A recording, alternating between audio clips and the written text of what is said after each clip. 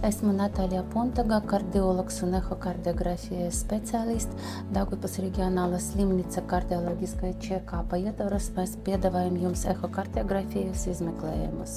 Veicot ehokardiografiju, iespējams novērtēt pacienta sirds anatomisko struktūru, kambaru un priekškambaru izmērus, sirds sienu biezums, izvērtēt sirds vārstuļā un sirds muskuļa funkcionālais stāvoklis. Ehokardiografija ir indicēta visiem pacientam ar aizdomām par iespējamu kardioloģisku patoloģiju.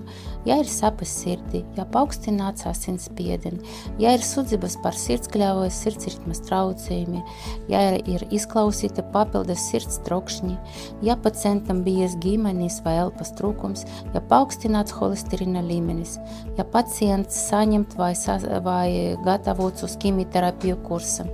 Ja ir nepieciešams izvērtēt sirds funkcionāla rādītāja pacientam pēc miokarda infarktu, pēc kardioķirurģiskām operācijām, miokardītu vai endokardītu. Daugavpils reģionālās slimnīca ehokardiografijas speciālisti veic izmeklējumu un General Electric Premium klasa iekārtu un veikt postprocesingu uz GI darba stāciju, un ja ir nepieciešamība, tad mēs varam veikt papildu izmeklējumu, ehokardiografijas izmeklējums, kurš mēs varam precizēt sirds dobumu trombu, sirds papildu struktūru, sagatavot pacientu uz kardioķirurģisko operāciju, ja ir artāla vai mitrāla vai citu vārstuļu patoloģija. Labdien, esmu dr. Arnolds Lavrinovičs, kardiologs.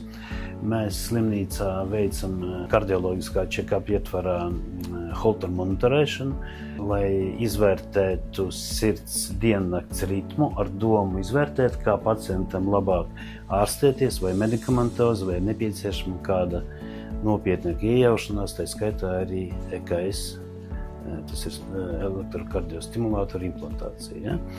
Tāpēc pacienta izmeklējums, es vienkārši parādu, ka var būt ļoti komplicēts un sarežģīts, un mēs analizējot, dodam slēdzienu par to, kādu ceļu turpmāk ies slimnieks, ārstēsies vai nu konservatīvi vai operatīvi.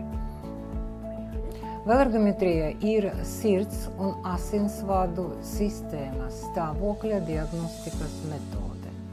Tiek veikta izmantojot medicīnisku velergometru. Aparatūra reģistrē elektrokardiogrammu un asinsspiedienu. Velergometrija diagnosticē sirds slimības, slodzes toleranci, riska faktorus un prognozi.